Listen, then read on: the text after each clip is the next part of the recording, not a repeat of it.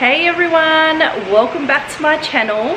For today's video, we are finally going to tackle the paneling wall that's in our living room that's linked to the kitchen. I'm so sorry in advance if you guys can't hear me well.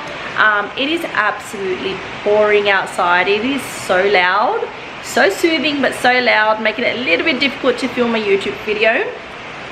But we have to pretty much go along with it. Okay, so an update from the last time that I spoke to you guys in my vlog. I'm going to turn you guys around to explain exactly what is happening in today's video, so stay tuned. Okay, so this is what we're pretty much going to be working on in this video. This section is pretty much linked to the kitchen, but it is in our living room. So it was originally a red mahogany color, which was the original color of our kitchen. And once we did paint our TV unit, we painted it the same color in Jolly paints in eucalyptus, and then just brown waxed it and all of that. But since we have changed our TV unit color again, I think it's time to spruce up this section. One thing that we used when doing the wall molding in our bedroom was using pieces of wood in the desired width and using them as spacers. So this pretty much gave us a really great guide in keeping everything aligned and in place.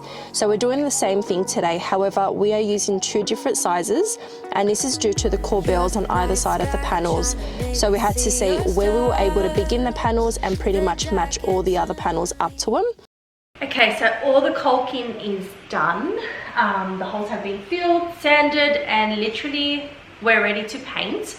I think I'm going to go ahead with the natural cream because I'm just so drawn to this color. I potentially want to incorporate this color into our open plan dining kitchen area.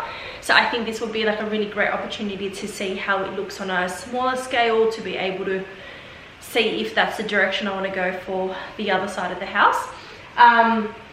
I mean, I'm going to see how I go with the first panel. If I feel like it's a tad too dark and I want to go lighter, then it's definitely going to be sea pearl. White dove I think is just way too light for this section here. It's beautiful, beautiful for the walls, but not for like this kind of section. So yeah, I want to start off with the natural cream, and if any changes, then I'll end up with the sea pearl. So time to get painting. With the painting process, I started off with the trim area.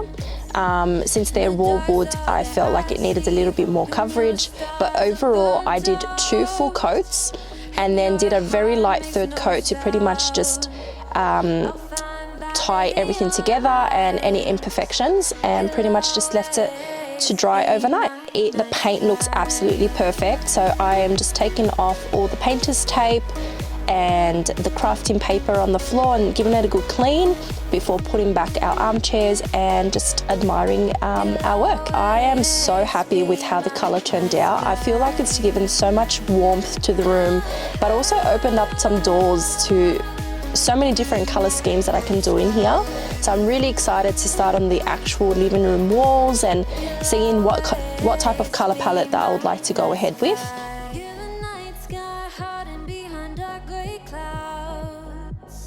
Thank you so much for watching, you guys. I hope that this has inspired you to give DIY a go. I've said it many times before that a lick of paint can go such a long way and really bring, you know, old pieces of furniture to life. And that is all for today's video. I'll see you guys in my next one. Bye.